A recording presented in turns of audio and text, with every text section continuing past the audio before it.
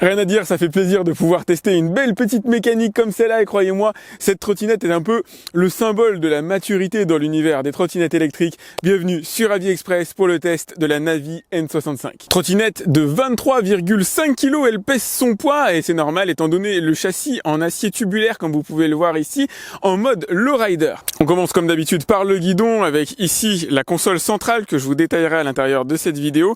Bien sûr, gâchette d'accélération, démarrage de la trottinette, bouton de réglage, vous avez poignée en caoutchouc ici pour une bonne adhérence et le système de freinage. Deux systèmes de freinage cohabitent sur cette trottinette, le frein à disque à l'arrière et le frein magnétique à récupération d'énergie, excusez du peu, à l'avant. Bon, je n'attends pas de miracle sur la récupération d'énergie, mais ça a le mérite d'être présent en règle générale. C'est un concours à hauteur de 5% des performances de la batterie.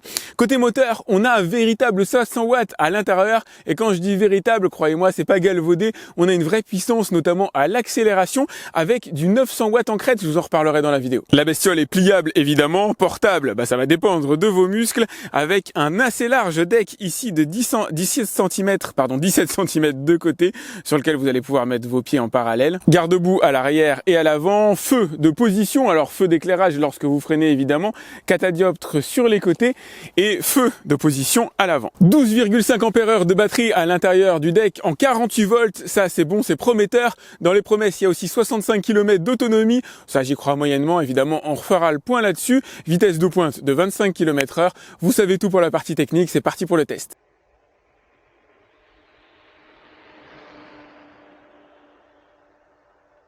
Qu'est-ce qu'on est bien sur cette trottinette électrique grâce à ces pneus énormes de 10 pouces. Énormes, que ce soit de par le diamètre, en tout cas pour une trottinette électrique, 10 pouces. C'est assez recommandable, notamment pour absorber les aspérités de la route, pour absorber les nids de poules, les différents désagréments qu'on peut rencontrer, comme sur la route sur laquelle je me trouve en ce moment, qui est un petit peu défoncée. Mais pas uniquement, on se sent bien parce que les pneus sont larges, les pneus sont confortables, on a de grosses rainures qui permettent d'évacuer l'eau, qui permettent quand même une bonne adhérence sur pas mal de types de sols. C'est le genre de trottinettes avec lesquelles on se sent plus en sécurité que par exemple avec des Xiaomi ou des déclinaisons de la Xiaomi M365. La position de conduite est bonne, alors c'est pas forcément simple à vous montrer. J'ai de la place pour mettre mes deux pieds, que ce soit en parallèle comme ceci, ou l'un devant l'autre éventuellement, alors l'un derrière l'autre pardon. Ça c'est la meilleure position on va dire pour le transfert de masse. C'est une position que j'adopte quasiment jamais à titre personnel. J'ai pas l'habitude de faire de la trottinette comme ça, donc c'est pas particulièrement naturel pour moi. Mais puisqu'on a 17 cm de largeur sur la platine, sur le deck, alors vous avez largement de quoi mettre les pieds en parallèle. On a une bonne structure qui n'est pas suspendue. C'est peut-être un des seuls reproches qu'on pourrait lui faire, mais personnellement je vois pas ce que ça aurait apporté d'avoir une suspension sur cette trottinette, puisque vous avez des pneus, alors déjà de 10 pouces à chambre à air, vous allez pouvoir régler la pression dans les pneus un petit peu comme vous le souhaitez. Donc pour le coup, vous n'allez pas ressentir trop de vibrations lorsque vous êtes sur une route un peu chaotique. Il y en aura un peu évidemment si jamais vous circulez sur des cailloux, vous allez les ressentir, mais les suspensions n'auraient pas apporté grand chose à l'affaire je pense. Franchement on est bien, on est vraiment super bien. Il y a un régulateur de vitesse, alors là je ne l'ai pas enclenché, mais si jamais je lâche l'accélérateur, je peux continuer de circuler à la même vitesse, ça c'est cool. Les commandes tombent extrêmement bien sous la main, sous le pouce pour le coup, puisque la plupart des commandes sont situées à cet endroit-là. Vous avez bien sûr le bouton de démarrage ici, vous avez le bouton de réglage de la vitesse à ce niveau-là. Donc si je mets le mode à pied, je vais avoir une vitesse de 15 km/h. Si je mets le mode 1, j'obtiens du 20 km/h, le mode 2 du 25 km/h.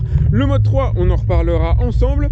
En appuyant de manière prolongée sur le bouton 7, j'obtiens le réglage de la distance parcourue au cours de ma dernière session ou le réglage de la distance parcourue par la trottinette depuis son premier allumage, ce qui peut être assez pratique pour la revente. Si j'apprécie déjà énormément la trottinette côté confort, côté agrément de conduite, c'est en matière de vitesse de pointe qu'elle m'a le plus surprise. Elle est censée fonctionner à 25 km/h max. C'est pas le cas. Alors je sais pas, je suis tombé dans une faille spatio-temporelle où il y a un système de débridage que je connais pas, mais la mienne ne circule pas à 25 km/h en vitesse max. Elle peut être bridée à 25 km/h bien sûr sans aucun problème, mais en vitesse max j'atteins 32 km/h à la fois au GPS et au compteur. La trottinette est donc bien étalonnée. Reste la question, pourquoi j'atteins la vitesse de 32 km/h avec elle, qui est raccord avec un moteur de 500 watts, elle donne véritablement son plein potentiel, mais il a écrit 25 sur la fiche produit, donc je suis étonné. Alors favorablement en ce qui me concerne, moins en matière de législation, vous le savez, il est interdit en France de circuler avec une trottinette qui dépasse les 25 km/h. Moteur de 500 watts à l'intérieur et croyez-moi, de la patate il y en a, c'est le moins qu'on puisse dire. Si jamais je m'amuse à accélérer à fond, avec le vent que vous entendrez à l'intérieur de la caméra, ma voix deviendra quasiment inaudible. On sent véritablement les 500 watts, ça fait la différence par rapport à du 250 ou du 350 watts qu'on va trouver dans pas mal de trottinettes. Ici, croyez-moi, les 500 watts sont des vrais 500 watts qui vont vous permettre de gravir des côtes allant jusqu'à 25%, ce qui est plutôt pas mal. Et surtout, vous ressentez cette puissance à l'accélération, ça aussi c'est super agréable.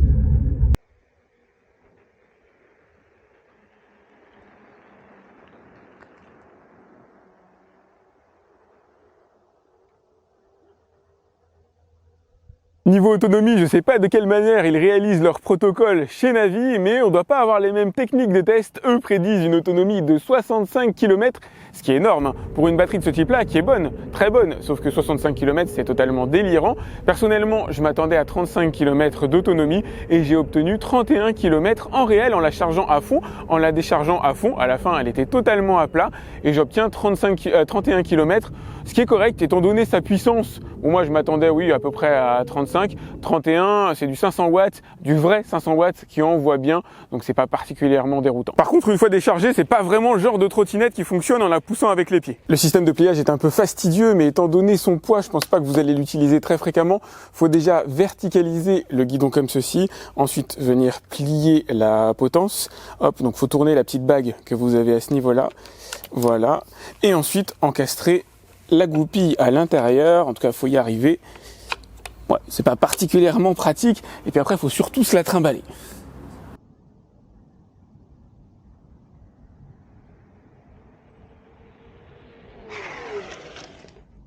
Deux systèmes de freinage sont donc inclus à l'intérieur de cette trottinette électrique, un frein magnétique à l'avant avec IABS, la roue avant ne peut pas se bloquer, et bien sûr le frein à disque à l'arrière, qui permet de freiner alors une distance d'arrêt de 5 mètres, c'est-à-dire passer de 25 à 0 km/h en 5 mètres, c'est des performances tout à fait correctes. C'est pas les meilleurs que j'ai pu voir jusqu'ici, les meilleurs sont autour de 4 mètres, mais ça reste honnête étant donné le poids de la trottinette, étant donné mon propre poids, qui va rarement en s'arrangeant. L'ensemble fait 100 kg, moi je fais 67, la trottinette en fait à peu près 23, et la trottinette peut porter d'ailleurs un solide gaillard de 120 kg. Par contre, avec 120 kg, à mon avis, vous vous arrêtez pas en 5 mètres, il y a sûrement un petit peu plus d'inertie à la clé.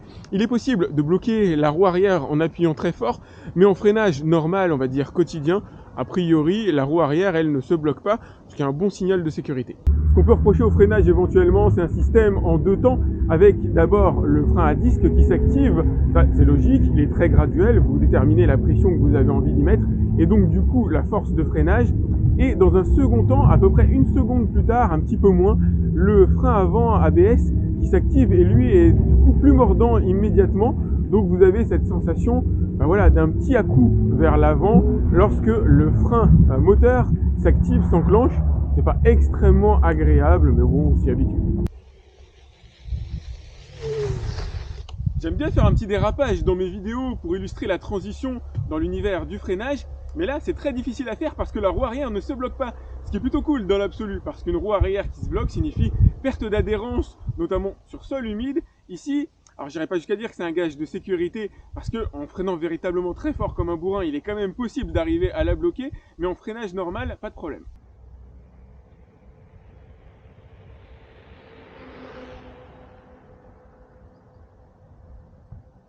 Bon allez, résumons la bête. Le châssis est tout bonnement excellent. Un des meilleurs que j'ai vu jusqu'ici. Absolument rien ne bouge, absolument aucun bruit parasite. C'est rigide au possible. C'est vraiment nickel. C'est la perfection. Là, à ce niveau-là, c'est la maturité. Poste de conduite, impeccable aussi. Les commandes tombent bien sous le pouce. L'ordinateur de bord est lisible, facilement accessible.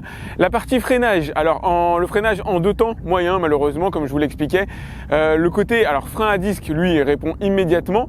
Le frein moteur à l'avant répond avec un certain temps de latence d'environ une seconde, notamment lorsqu'on n'appuie pas fort sur le frein, ce qui peut être assez déroutant. Donc vous avez la sensation voilà, de bien régler votre freinage et ensuite d'avoir un frein plus fort lié à l'adjonction du frein avant. Bon, pas génial ce côté freinage en deux temps, par contre il est mordant, il permet de s'arrêter quand même relativement rapidement. Le gros point fort, alors pas le pneu aussi, les pneus sont cool, c'est clair, pour absorber les aspérités. C'est des pneus qui sont vraiment super bien conçus, à mon avis ça doit être assez difficile de les crever. C'est surtout le moteur qui est génial, moteur de 500 watts, vraiment 500 watts pour gravir des côtes assez costaud pour aller vite, pour accélérer vite, tout en ayant la capacité d'aller lentement. La trottinette en mode pas, puisqu'il y a un mode marche sur la trottinette, permettra à un véritable débutant d'y accéder sans aucun problème. Quand vous activez le mode pas, vous avez limite l'impression que la trottinette elle va pas avancer, et pourtant elle avance et elle va jusqu'à 15 km/h. Mais voilà, quand vous avez progressé, vous commencez à activer les modes 1, 2 et 3. Et en mode 3, là, c'est le boost jusqu'à 36 km/h chronométré au GPS. J'ai fait une erreur à l'intérieur de ma vidéo. Elle était un petit peu déchargée au moment où j'avais fait mon test GPS. Donc pour le coup, j'étais allé à 32. Elle va en réalité, quand elle est pleine, à 36 et la vitesse décroît à mesure que la batterie décroît, mais de manière raisonnable. Elle ira toujours à 25 km/h jusqu'au bout du bout. Elle coupera avant de descendre en dessous des 25 km/h, je vous rassure. Mais elle est en mesure de monter quand même à 36, qui est une vitesse interdite, certes, mais assez géniale quand on aime faire de la trottinette électrique, faut bien avouer. Je lui ai pas noté énormément de défauts. La garde au sol, c'est un avantage et un défaut. Certains aiment avoir une garde au sol assez basse, et c'est vrai que c'est plutôt agréable en matière de centre de gravité. On se sent plus à l'aise sur une trottinette basse, enfin ça dépend de la personne. Par contre, pour descendre des trottoirs, là c'est plus problématique. Comme elle est basse, malheureusement, elle est trop basse pour descendre un trottoir. Donc pour les trottoirs, c'est simple, hein, vous allez devoir descendre de la trottinette quoi qu'il arrive. Sinon, le pliage n'est pas son plus gros point fort, il est un peu fastidieux, mais ça reste un rapport qualité-prix de dingue. Je vous invite à aller voir via le lien que je vous ai mis directement dans la description combien elle coûte à l'heure actuelle.